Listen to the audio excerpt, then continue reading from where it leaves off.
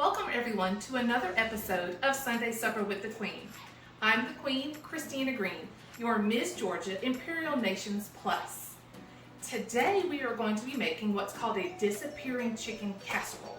And it's called that because it's so good, before you know it, it's all gone. It has disappeared.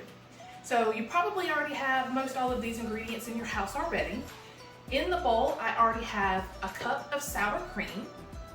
Then I have a cup of mayonnaise. And y'all know that I like, well, hello everybody who might be new to this. A lot of my previous viewers will know that I love Duke's mayonnaise, and that is what we have in my house, and I don't like eating any other mayonnaise, so don't even try to give it to me. So Duke's mayonnaise, I have a cup. Now you can use a light version, but definitely not a fat-free. This is a low-carb dish, so you know we're all about the fat, high protein, low carbs. So we've got our cup of mayonnaise and our cup of sour cream in the bowl. Then I was going to take some chicken breasts and cook them and shred them, but I was at the grocery store picking something else up, and I said, well, hey, they have pulled chicken already there, so why not get a pound of that? So I have a pound of pulled chicken here. Or alternatively, you can put some in either a crock pot, an instant pot. You could even put it in the oven and just kind of cook it slow and low. And then when it's ready, let it cool and just use a pair of forks and just shred it.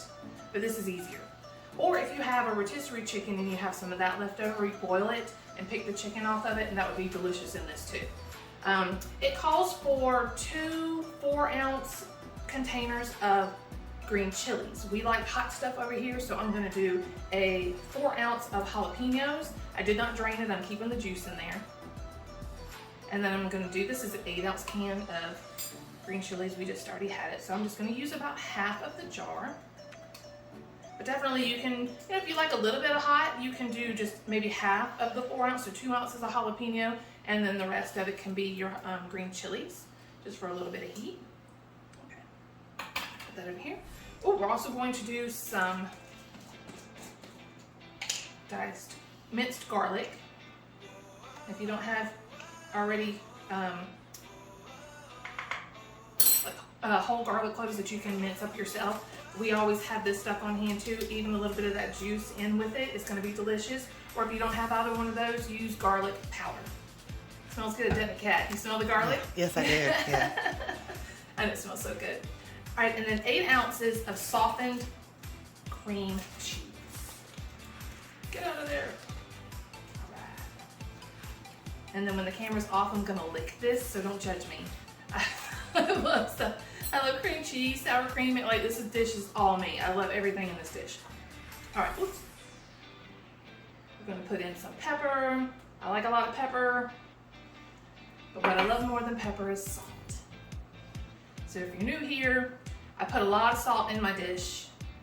I even undersalt some things that I normally would add more salt to, because I know my family isn't as crazy about salt as I am. So you probably think that that was a whole lot of salt that I just put in there, but trust me that when I eat mine, I'm gonna add more salt. All right, next step in the dish, we're just going to mix all of this up. Oh, it's gonna give me a workout. I probably need something better than this fork here. But because we let the cream cheese get room temp, it's really easy to spread. Oh, I forgot my cheese. I knew this was missing something. Hold on, guys. Let me run to the refrigerator real quick, grab some cheese.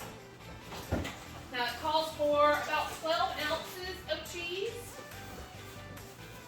Ooh. Oh, just went to the store and there's a lot of stuff in the refrigerator. Okay, so I'm going to use, I have this nacho and taco cheese.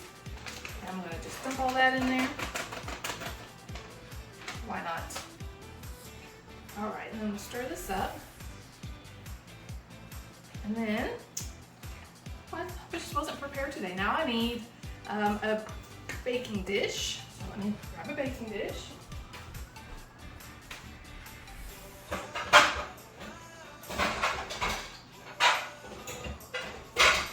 And try not to pop off a fingernail. I put some really pretty press-on nails on.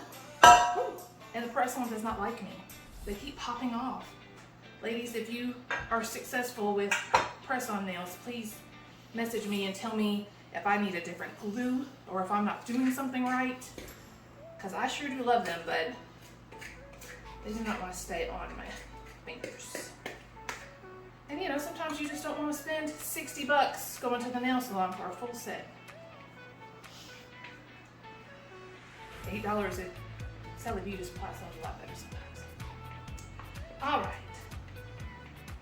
Try not to waste any of this deliciousness. All right, my sash keeps falling off. All right, then we're just gonna spread everything out evenly in the pan. And as you can tell, I did not butter or grease the pan, it doesn't need it. Okay, I'm just gonna kind of moosh things around, make sure that everything in here is mixed in well together. Every now and then I'll come across a little hunk of chicken, and I just wanna make sure that it's chicken and it's not the cream cheese that we put in there. Because you want that to be evenly distributed throughout the whole dish so that it is creamy throughout and not just hunks of the creaminess when you go to serve it when it's done. All right, I think everything is delicious. We have some nice hunks of chicken in here. It looks yum, yum, yum, yum, yum. All right, so now what I'm going to do is I'm going to put it in a preheated oven at 350 degrees for about 30 to 45 minutes, but you're going to know when it's done when it is GBD, and that stands for golden, brown, and delicious. So it'll be kind of a nice golden brown on the top. It'll be all bubbly. Even some of the edges might be a little brown and crispy looking. That's what you're looking for, and you know that it's done. So we will be back here when this is done so I can show you what it looks like and have a taste. All right, see you soon. Welcome back. So all in all, it took more like 45 minutes to an hour for it to get to this doneness. If you can see the top here, the cheese is all melty, it's a little brown. You can see the little brown edges here that I was talking about.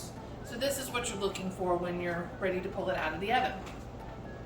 So I went ahead and put a little bit on a plate because it's right out of the oven and I don't want to burn the roof of my mouth. But it's been sitting out for just a few. We let it rest for about 5 or 10 minutes. Ooh, I still see the seam. We let it rest for about 5 or 10 minutes before I took the spoon out of it, just to kind of let it all firm up and set. I got a big piece of chicken right here. Okay, I'm ready to go in. It smells delicious.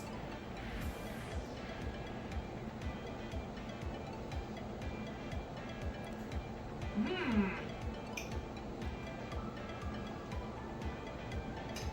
Good and creamy. It has a lot of good flavor in it. It's really creamy. I do get just a tiny bit of heat from the jalapeno that I use. So if you're looking to spice yours up, definitely use a 4-ounce jar of jalapeno and a 4-ounce jar of the diced green chili. But I think that the jalapeno is delicious in it. So good, so creamy, so delicious, so easy. I think this would be a great weeknight, weekday dinner for anyone. And then if you are not on a low carb diet, I don't know if you can see back here, but I've got a pot of water going and it's boiling and it's making some egg noodles because my husband wants to eat his on top of egg noodles. So if you have somebody in your home that is not looking to live that low carb lifestyle, you can still eat this, they can eat this, just put it on some rice or some pasta. All right, everybody, that does it for this episode of Sunday Supper with the Queen, and we'll see you here next time. Bye.